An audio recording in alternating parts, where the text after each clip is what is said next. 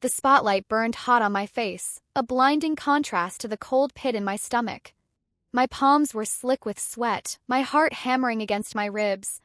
I had rehearsed this moment 1,000 times, standing before a panel of sharp-eyed judges, waiting for their signal. Now or never. I drew a breath and began. I am silver and exact. I have no preconceptions. Whatever I see I swallow immediately, just as it is, unmisted by love or dislike. The words spilled from my lips, steady, clear. Each syllable carved from weeks of practice, months of hope. I willed my voice to be strong, to carry the weight of my passion, my desperation. 'Cause this was more than just an audition. It was my future. The theater college only accepted 20 students a year. Hundreds auditioned, their dreams crammed into shaky monologues and trembling hands. And I was just another hopeful. Another girl standing on the edge of her fate. My father sat in the back of the dimly lit hall, watching. Always watching. I couldn't see his expression through the glare, but I knew he was there. His presence anchored me, a quiet force urging me forward. He had heard this poem a dozen times, helped me shape each line, each pause. When I had doubted myself, he had believed enough for both of us. I am not cruel, only truthful. When my mother died, I was too young to understand. Just 5 years old, clinging to the vague memories of her hands, the scent of her perfume, the stories she used to tell before bedtime. Cancer had taken her swiftly, leaving only my father and me, two lost souls in a house that had once been full.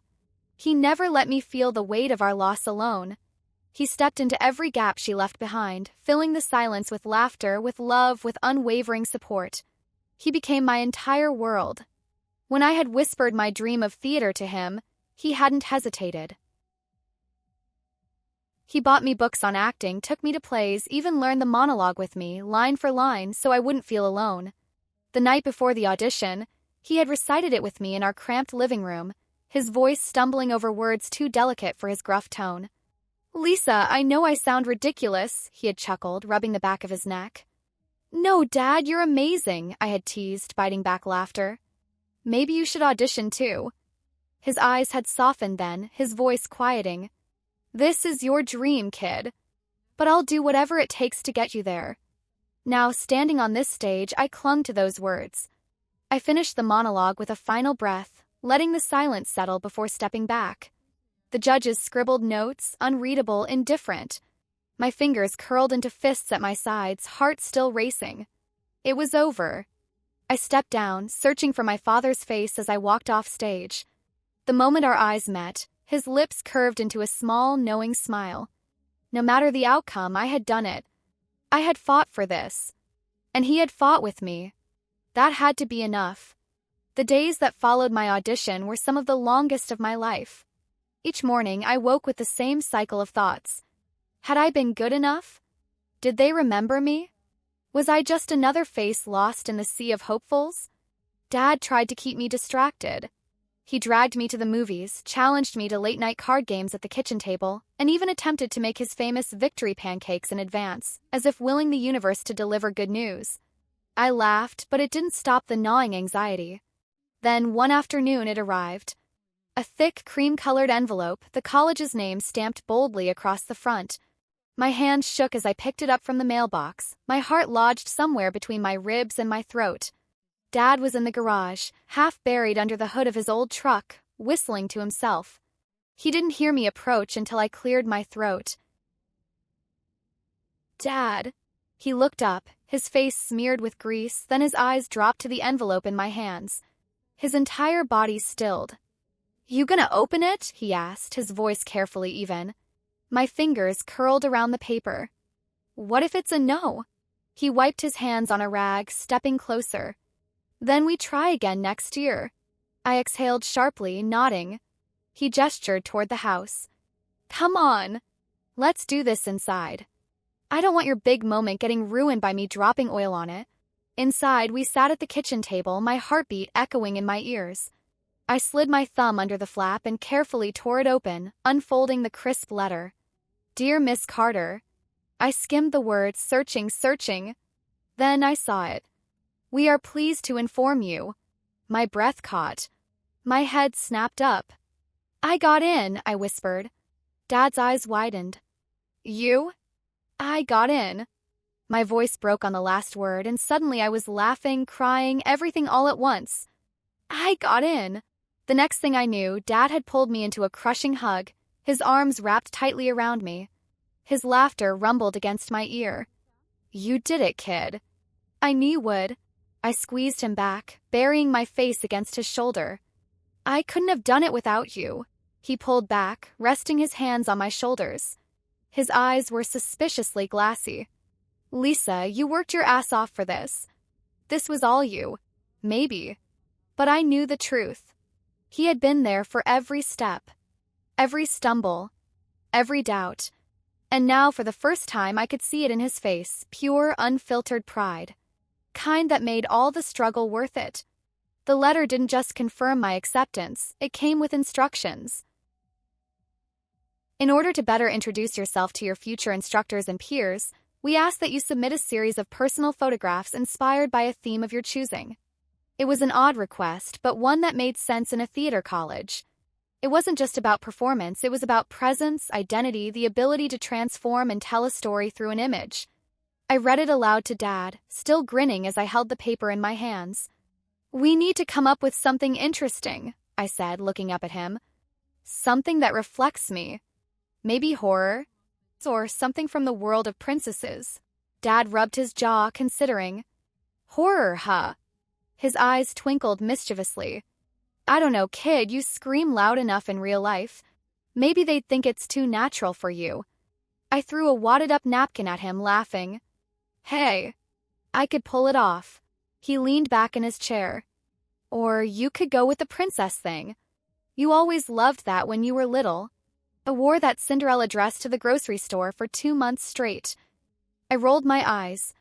Okay, but I don't want to be just some regular princess. It has to be different. Something unique. Dad tapped his fingers on the table, thinking, what about a mix?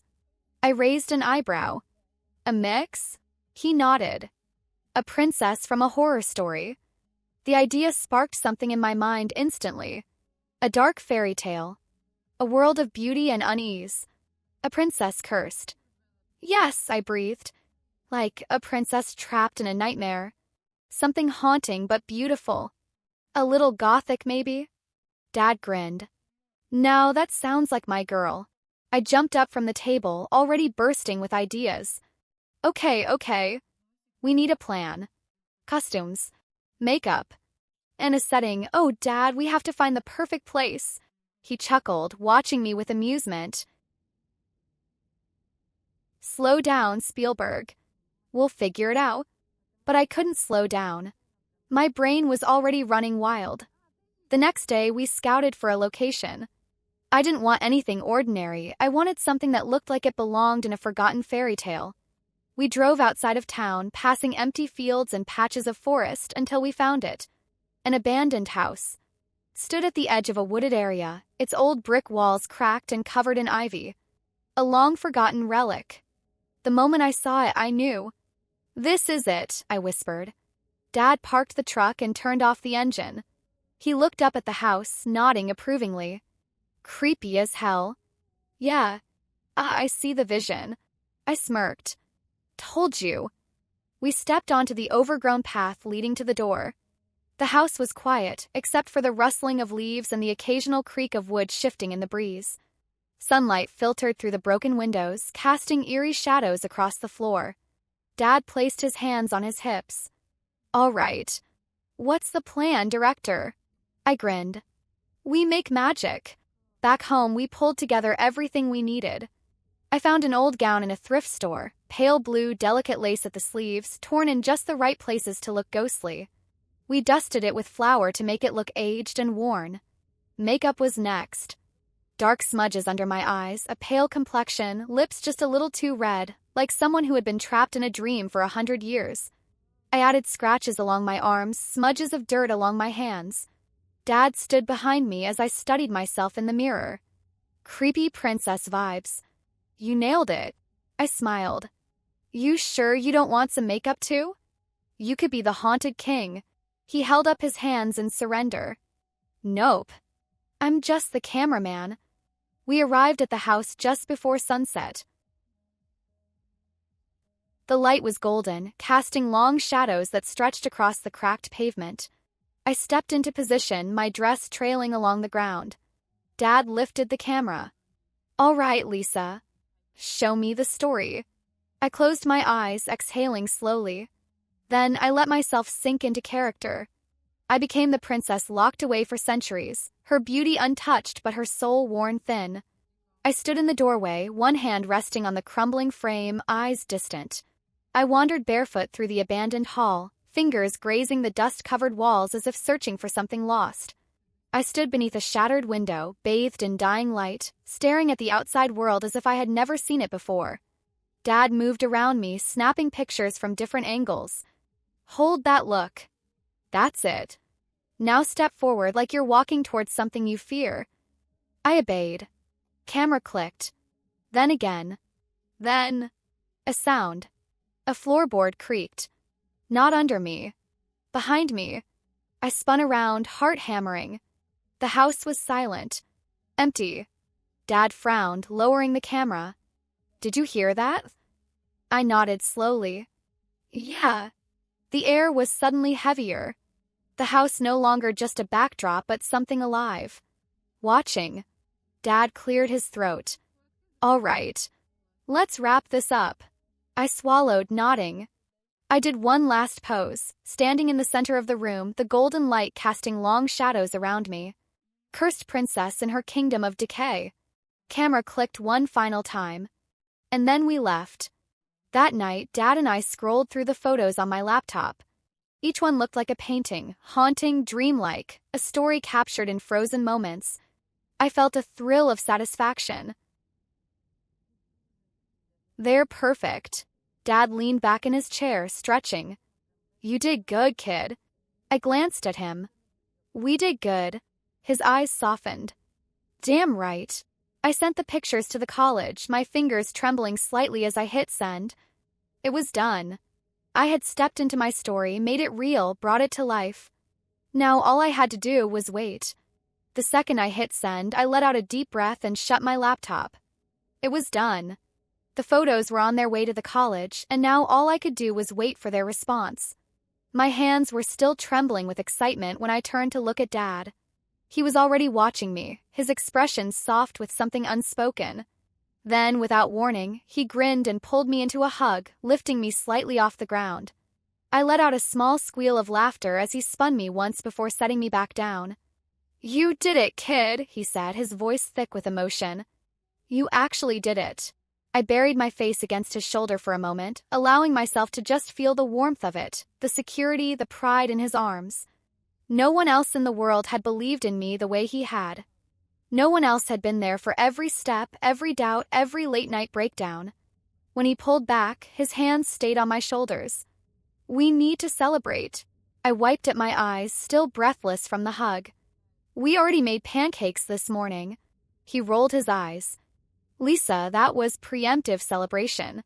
Now we do the real thing. Get in the car." I laughed as he grabbed his keys and gestured dramatically toward the front door. Without a second thought, I grabbed my hoodie and followed him out. The night air was cool as we climbed into his truck. The sky above was that deep, endless navy, the kind of color that made you believe anything was possible. Dad cranked the engine, rolled down the windows, and turned up the music before we even pulled out of the driveway.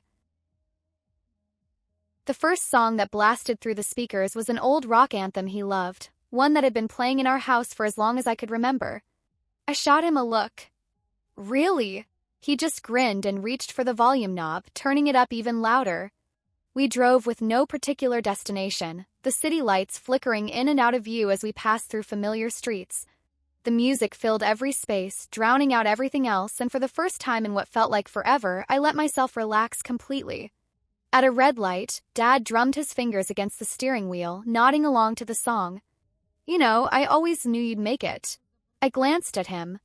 "You say that now, but remember when I almost threw up before my audition?" He smirked. "Yeah, and I told you to suck it up because the stage doesn't wait for nerves." I laughed. "You also recited my monologue with me even though you sounded ridiculous." "I did that for moral support," he defended, shaking his head. And I don't think I sounded that bad. You kind of did. Fine. But it worked, didn't it? I nodded, a smile lingering on my lips.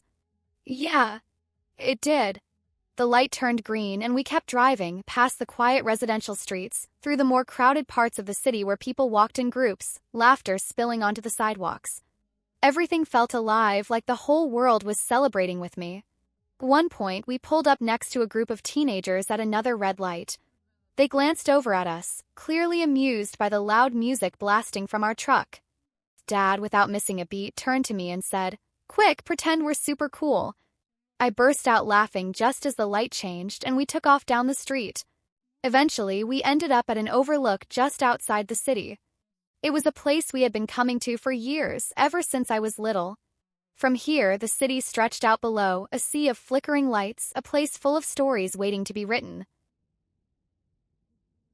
We sat on the hood of the truck, the warm metal beneath us, the wind cool against my face. "You know," Dad said after a moment, his voice quieter now, "she would have been proud." I didn't have to ask who he meant. I swallowed against the sudden lump in my throat. "You think so?" He nodded. "Yeah. Your mom, she would have been your biggest fan." I looked down at my hands. I wish she could have seen this. Dad was silent for a beat, then he reached over and squeezed my hand. "She sees it, Lisa. And she sees you." I exhaled slowly, letting his words settle inside me. For a while, we just sat there, watching the city, the music now just a faint hum from the truck. The excitement of the night was still there, but now it was something softer. "Scared?" Dad asked eventually. "A little," I admitted. "Good," he said. "Means it's worth it." I turned to look at him, eyebrows raised. "That's some kind of wisdom from an old guy?" He chuckled. "Nah. Just something I've learned from watching you fight for this." I smiled. And in that moment, sitting on the hood of that truck with the city stretching out before me, I knew that no matter how terrifying the next step was, I wasn't walking into it alone. I had him. I had everything he had taught me. And I was ready. The summer passed in a blur of warm nights, late drives, and moments I wanted to hold on to forever. But seasons change, and so do chapters in life. Before I knew it, I was standing in front of my new college, staring up at the grand building that would define the next few years of my life. The theater department was tucked inside an old brick structure covered in ivy, the kind of place that felt like it had stories of its own. I adjusted the strap of my bag, inhaled deeply, and stepped inside. The halls were already filled with students, some chatting excitedly, others looking just as overwhelmed as I felt. My first class was Foundations of Performance, a course designed to break us in, to strip away our habits and rebuild us as true actors. I found my seat near the middle, smoothing out the notebook on my desk as the professor walked in. He was an older man with sharp eyes that seemed to see right through us. He didn't waste time with introductions. "Some of you think you already know how to act," he said, pacing in front of the class. "Some of you have spent years in theater clubs, played leads in high school productions, or even taken private lessons. Forget all of that." A murmur spread through the room, but no one dared to speak. Theater is not about pretending. It's about truth. And if you're not ready to break yourself down to find it, then you're in the wrong place. I gripped my pen tighter, my heart hammering. This was real. This was the challenge I had dreamed of. The first assignment came immediately. We had to memorize and perform a monologue by the end of the week, but we weren't allowed to act it. "Don't perform," the professor warned us. "Just say the words. And if I see 1 ounce of fake emotion, you're doing it over." I left the classroom with my head spinning. This was nothing like the performances I had done before. It wasn't just about delivering lines, it was about stripping everything away, standing bare in front of an audience with nothing but honesty. Hard didn't even begin to describe it. The next few days were a whirlwind of assignments, readings, and late nights in my tiny dorm room, reciting lines under my breath until my voice grew hoarse. Every class pushed me further, made me rethink everything I thought I knew about acting. There were moments of doubt, nights when I sat on the floor, exhausted, questioning if I was really meant for this. But then I'd remember the sound of my dad's voice, telling me that hard things are worth it. And somehow I kept going. One evening, after a particularly difficult rehearsal, my phone buzzed. "Dad, how's my star doing?" I smiled, sinking onto my bed before replying. Me tired. My professor is terrifying. But I love it. A moment later, his response came through. Dad, good. If it was easy, it wouldn't be worth it. Proud of you, kid. I stared at those words for a long time, letting them sink in. My life was harder now. It was filled with pressure, deadlines, and a level of work I hadn't imagined. But beneath all of it, there was happiness. 'Cause I was exactly where I was meant to be. And Dad was happy too.